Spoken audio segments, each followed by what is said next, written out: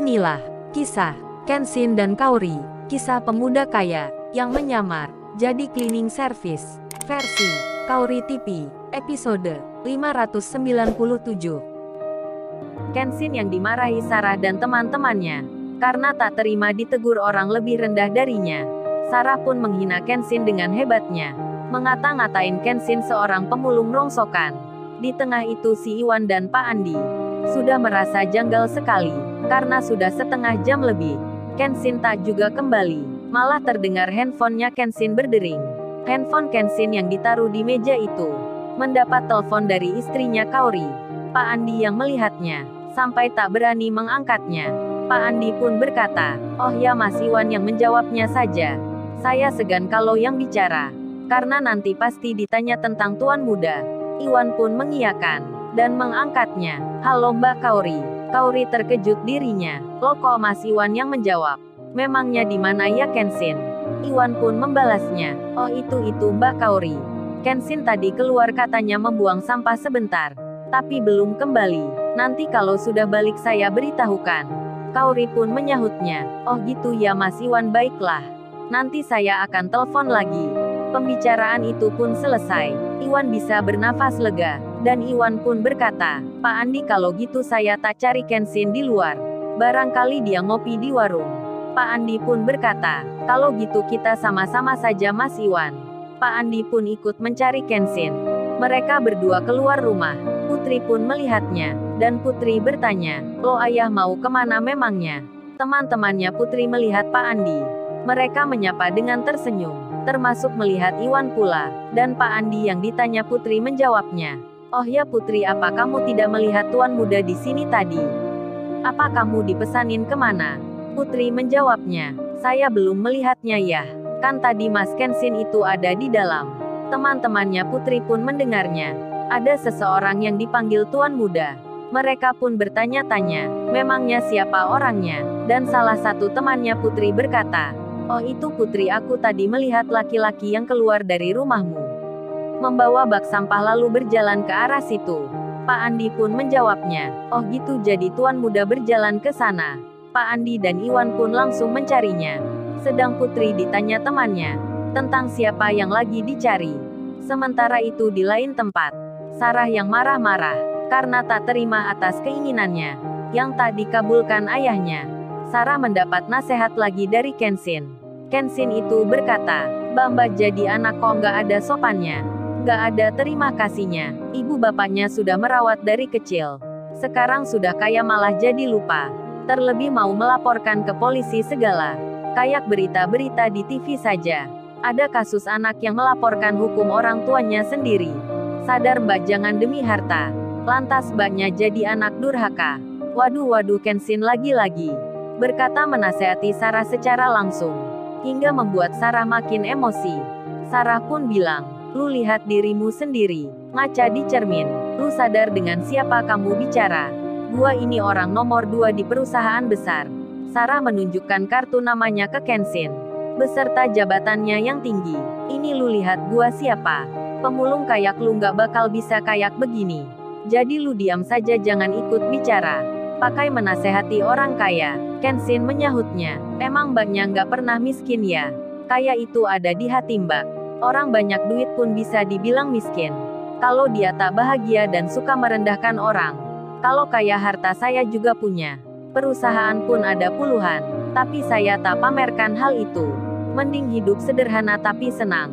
Roni pacarnya Sarah, serta pula teman-temannya, jadi tertawa terbahak-bahak. Roni pun bilang, "Sudah Sarah, kamu jangan meladeni orang yang gila.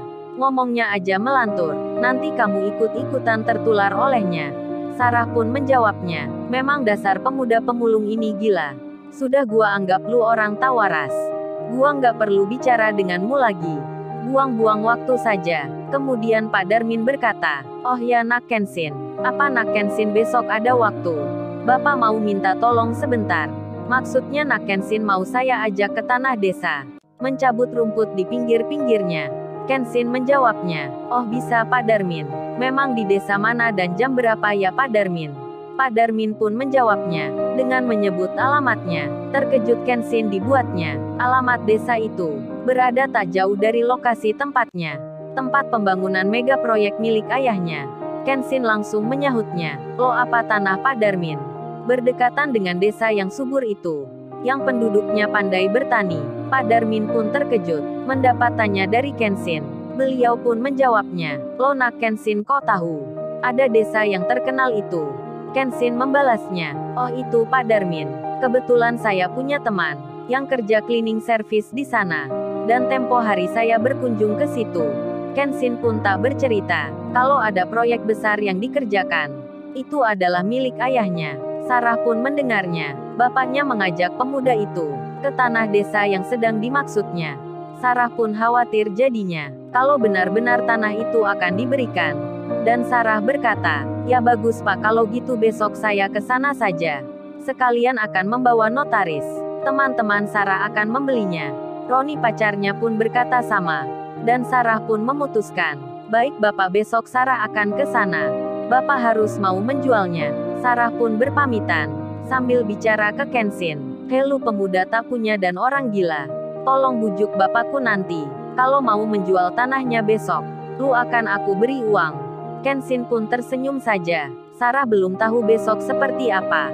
Kalau di desa itu, ada mega proyek yang lagi dikerjakan. Penanggung jawabnya adalah Kenshin. Pria yang sekarang ada di depannya. Sarah pun lalu naik mobilnya. Bersama pacar dan teman-temannya. Meninggalkan tempat itu. Sementara si Iwan dan Pak Andi belum menemukan Kenshin di mana. Mereka mencari-cari dan bertanya. Tapi tak juga menemukan. Hingga Iwan pun kembali. Begitu pula dengan Pak Andi. Sedang Kenshin sendiri, kini berjalan menyeberang jalan raya. Kenshin pun akhirnya sampai. Putri pun langsung berdiri, menghampiri Kenshin sambil berkata, lo Mas Kenshin dari mana saja ya? Dicari-cari ayah sama Mas Iwan. Teman-temannya Putri pun melihatnya. Mereka mengira Kenshin adalah pacarnya Putri. Kemudian Iwan dan Pak Andi keluar. Langsung menemui Kenshin. Iwan pun bertanya, waduh bro lu dari mana memangnya? Kita khawatir rasanya, kalau lu diculik orang atau kesasar di jalan. Iwan bercanda sambil berkata itu. Kenshin menjawabnya, oh ini Iwan tadi aku mengantar orang tua. Mendorong gerobak sampah sampai ke rumahnya. Pak Andi pun menyahutnya, apa orang itu tuan muda? Namanya Pak Darmin. Kenshin membalasnya, iya benar Pak Andi. Saya tadi ke rumahnya bapak itu. Membantu memasukkan plastik-plastik bekas. Dan mau kembali tapi malah disuruh mampir sebentar. Jadinya agak lama di rumah Pak Darmin. Kenshin pun melanjutkan bicara. Oh ya Wan besok ikut aku di desa proyek itu. Aku ada kepentingan di sana. Mau membantu Pak Darmin. Ternyata Pak Darmin punya tanah di sana. Aku diminta untuk melihatnya. Pak Andi pun rada terkejut dibuatnya. Pak Darmin tukang sampah di sini. Punya lahan di sekitar desa itu. Tapi Pak Andi belum tahu masalahnya.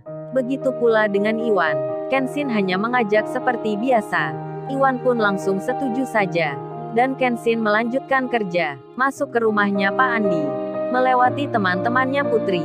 Setelah Kenshin masuk ke dalam, Putri pun langsung ditanya oleh salah satu temannya. Putri memangnya siapa ya cowok itu? Sampai ayahmu menghormati begitu. Apa itu pacar kamu? Putri pun menjawabnya, oh itu bukan teman-teman. Tapi dia atasan ayahku. Dia itu tuan muda. Temannya Putri terkejut semua. Seorang atasan ayahnya, bersih-bersih di rumahnya, ikut membuang sampah. Mereka pun penasaran dibuatnya. Langsung menatap ke dalam rumah. Ingin melihat wajah Kenshin. Lalu, bagaimana kisah selanjutnya? Subscribe channel ini untuk episode berikutnya. Terima kasih.